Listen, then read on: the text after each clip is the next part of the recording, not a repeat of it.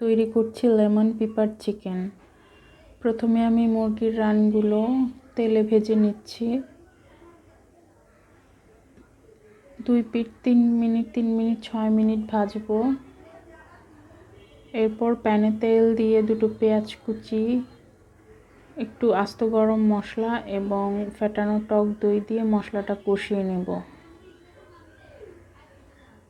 মুরগিগুলো আমি আদা বাটা, রসুন বাটা এবং একটুখানি লেবুর রস আর 1 চিমটি লবণ দিয়ে ভেজে নিয়েছি। এখানেও আমি একটু আদা, রসুন এবং লবণ দিয়েছি।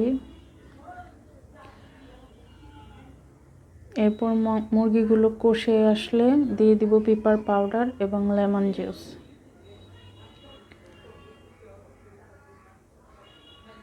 এই পর্যায়ে সমস্ত উপকরণ দেওয়া শেষ। এখন দিয়ে দিব ঝোলের পানি।